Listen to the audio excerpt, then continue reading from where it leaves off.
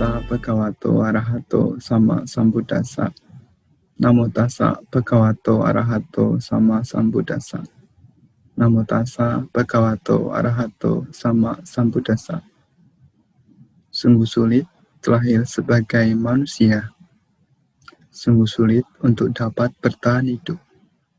Sungguh sulit untuk dapat mendengarkan Dhamma. Sungguh jarang terjadi kelahiran para Buddha. Terimalah salam kasih dalam Dhamma. Namo Sang Hyang Adi Budaya, Namo Buddhaya. Izinkan saya memperkenalkan diri. Nama saya adalah Biku Badra Sunanda Wamsa. Saya saat ini tinggal di Manokwari, Papua Barat. Dan saat ini sedang menjalankan masa wasa kebikuan yang ke-9, mengambil aditana wasa. Nah, sahabat terkasih, dimanapun kita berada, hari ini Bante akan sedikit berbagi sharing tentang 3 ukiran di dalam kehidupan ini. Apa itu 3 ukiran di dalam kehidupan ini? Tadi Bante sudah sampaikan bahwa sungguh sulit terlahir sebagai manusia dan sungguh sulit kita mempertahankan kehidupan ini. Kenapa dikatakan sungguh sulit sebagai manusia? Karena menjadi manusia itu membutuhkan kebajikan yang besar. Tidak semua makhluk yang saat ini terlahir sebagai manusia dapat terlahir lagi menjadi manusia. Begitu pula tidak semua makhluk yang terlahir menjadi dewa dapat terlahir menjadi manusia. Butuh kebajikan yang besar sekali. Bahkan diceritakan di dalam Dhamma, jika ada seekor penyu yang buta yang hidup 100 tahun di dalam dasar laut, dan ada seorang pemuda yang melemparkan gelang ke tengah-tengah samudra. Gelang ini mengapung dan terombang-ambing ke utara, ke barat, ke selatan, ke barat daya, terus terombang-ambing. Dan kura-kura buta atau penyu buta yang hidup di dasar lautan ini muncul 100 tahun sekali. Ketika muncul ke permukaan, dia buta, kepalanya itu bisa tidak masuk ke dalam lubang gelang tersebut. Bisa, tapi kemungkinannya sangat kecil sekali. Begitu pula kelahiran sebagai manusia, bisa didapat, tapi sulit sekali. Inilah yang Buddha sampaikan dalam sebuah perumpamaan penyu dan gelang. Karena itu menjadi manusia adalah satu keberuntungan. Apalagi kita lahir dalam kondisi yang sehat, dan kita terlahir dalam sasana atau dhamma ini ada. Karena kita lahir dalam masa Buddha, yaitu Buddha Sakyamuni.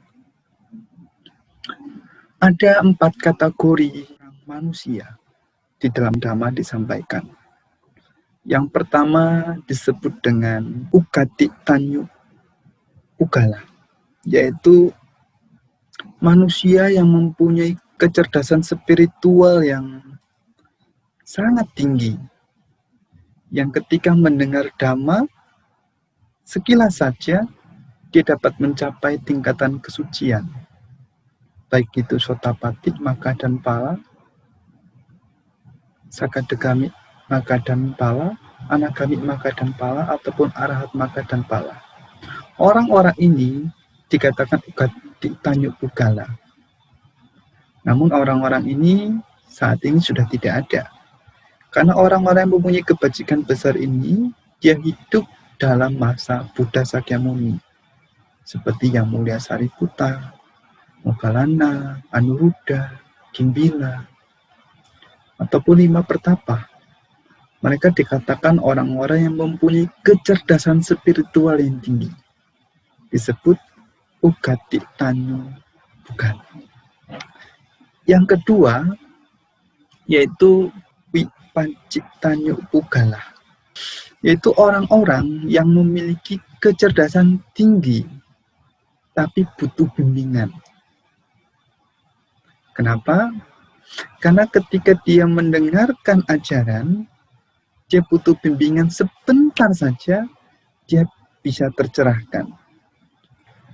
Orang-orang ini termasuk orang yang sangat intelektual. Kalau kita lihat seperti guru-guru besar seperti Upak Gupta ataupun guru-guru besar seperti Acarya Buddhaghosa, mereka adalah orang-orang yang mempunyai kecerdasan spiritual yang tinggi. Yang kita meyakini mereka telah mencapai tingkatan kesucian. Karena mereka perlu berlatih sebentar saja, perlu pengarahan sebentar saja dari guru yang tepat, bisa tercerahkan. Nah, yang ketiga disebut Neya Pugala, yaitu orang-orang yang dapat dilatih dengan meningkatkan kecerdasan spiritual melalui bimbingan guru dan latihan yang lama. Kita pada masa sekarang adalah masanya yaitu Neya Pugala. Jadi orang-orang Neya Pugala itu adalah kehidupan kita saat ini. Manusia-manusia saat ini disebut Neya Pugala. Yang mereka dapat tercerahkan karena mereka mempunyai kecerdasan spiritual yang cukup sebenarnya, tapi harus membutuhkan guru yang tepat, bimbingan yang tepat, dengan cara yang tepat, dan harus berlatih terus. Bahkan sampai beberapa kehidupan. Jadi kita mempunyai kesempatan juga seperti guru-guru besar lainnya untuk tercerahkan. Lalu yang keempat ini yang terakhir, yaitu Padak Parama Pugala. Orang-orang yang hanya dapat meningkatkan moralitasnya saja, tapi dia tidak bisa tercerahkan. Masa ini ada setelah masa kita selesai. Karena itu artinya kita sangat beruntung meskipun kita tidak terakhir pada masa Buddha, tapi kita masih terakhir pada masa Sasana masih ada. Guru-guru masih ada yang dapat membimbing kita untuk tercerahkan, untuk lebih bijaksana, untuk lebih dewasa secara batin. Jadi kita lebih beruntung dibandingkan nanti yang terakhir pada masa Padak Parama Pugala. Karena pada masa itu mereka hanya dapat mengembangkan diri sampai moralitas saja. Artinya hanya sampai mereka terlahir sebagai dewa atau sebagainya. Jadi ada 4 kualitas atau 4 jenis. Manusia yang mempunyai kecerdasan spiritual yang berbeda-beda.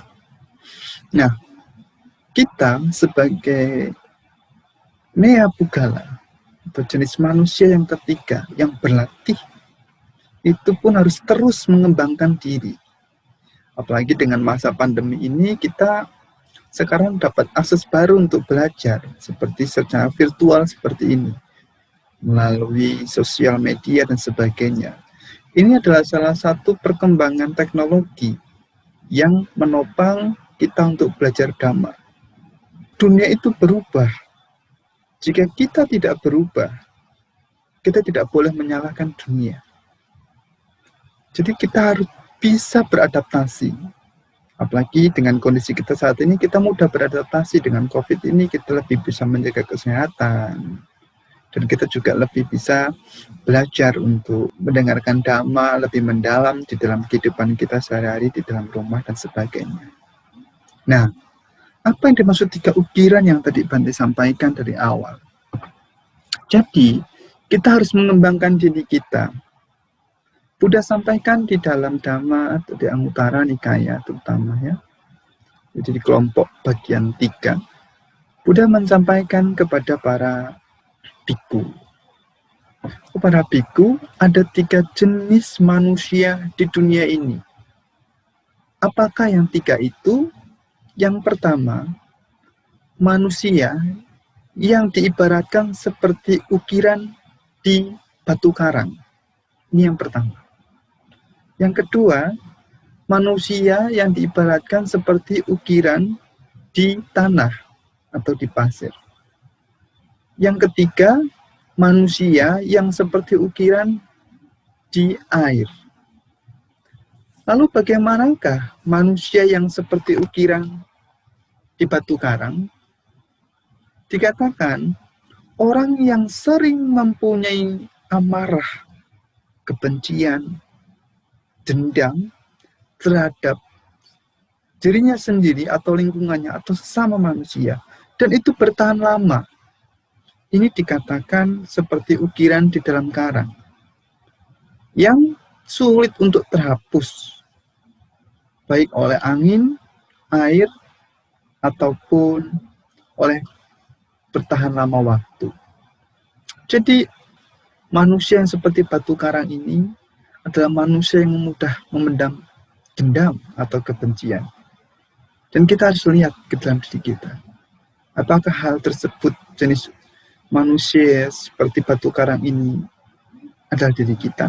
Jika ada, kita harus belajar untuk melepaskannya, mengembangkan kasih sayang dalam diri kita. Yang kedua, yaitu seperti ukiran di dalam tanah atau di pasir. Ini adalah jenis yang kedua, yang dimana orang yang marah dan amarahnya tak bertahan lama. Sebentar saja. Dia marah tapi tidak bertahan lama. Dan ini adalah jenis kualitas yang perlu kita miliki juga. Umpamanya kita mempunyai amarah, dendam, itu ketika terukir dalam diri kita mungkin butuh waktu seminggu selesai. Tidak bertahun-tahun. Karena ada beberapa orang tuh suka bertahun-tahun untuk mengembangkan dirinya agar bebas dari kebencian atau dendam. Jadi ini jenis yang kedua. Jenis yang ketiga itu yang benar-benar harus kita miliki, yaitu seperti ukiran di dalam air. Yang ketika mendapatkan kebencian, ketidaksukaan, itu seketika hilang. Dia tidak menyimpan dendam seperti air. Ketika kita melukis di air, ya seketika itu pun hilang. Ini adalah jenis yang ketiga, yang tidak bertahan lama, hanya sekian tersebut. Nah, dari tiga kualitas jenis ukiran, jenis manusia yang digambarkan tiga ukiran ini, kita dalam tipe yang mana? Jika kita tipe yang pertama seperti batu karang, berarti kita harus belajar untuk mengembangkan kasih sayang lebih mendalam lagi. Kasih sayang pada diri kita ataupun orang lain. Karena orang yang pertama yang akan merasakan penderitaan dari akibat dendam dan amarah bukanlah orang lain atau sekitar kita, tapi diri kita sendiri. Jika kita mempunyai jenis ukiran yang kedua, seperti tanah, kita juga harus mengembangkan lebih mendalam. Mengembangkan ketenangan dan kasih sayang. Sehingga batin kita seimbang. Dan jika kita dikatakan jenis yang ketiga, yang seperti di dalam air, kita harus mempertahankan lalu mengembangkan lebih dan lebih, sehingga ketenangan kita itu benar-benar seimbang. Upeksa kita benar-benar seimbang. Karena itu dimanapun kita berada, kita harus mengembangkan kasih sayang dan ketenangan. Kasih sayang itu seperti sayap kiri, ketenangan itu seperti sayap kanan. Jadi ketika itu dua sayap ini mengempak, dia bisa terbang. Terbang, melintasi, menyeberang ke pantai yang berbahagia. Jadi, sahabat terkasih, dimanapun kita berada, ingat, kita adalah manusia yang jenisnya adalah Nea Pugala, yang dapat berlatih, berkembang, terus-menerus. Ketika berjumpa dengan Dhamma, guru yang tepat, kita akan dapat menyeberang, merealisasi pencapaian yang telah dicapai oleh para guru-guru pada masa lampau. Karena itu, teruslah semangat dalam mengembangkan kasih sayang dan ketenangan. Teruslah berlatih, teruslah berlatih, teruslah berlatih. Sebagai closing penutup, Bante akan menyampaikan apa yang Buddha sampaikan di dalam Parinibbana Sutta, yaitu yawa dhamma sankara apamadena sampateta. Segala sesuatu yang terbentuk itu tidaklah kekal, selalu berubah. Karena itu berjuanglah, berjuanglah, berjuanglah untuk mengatasi ini. Apamadena sampateta. Terima kasih, semoga Anda berbahagia. Satu, satu, satu.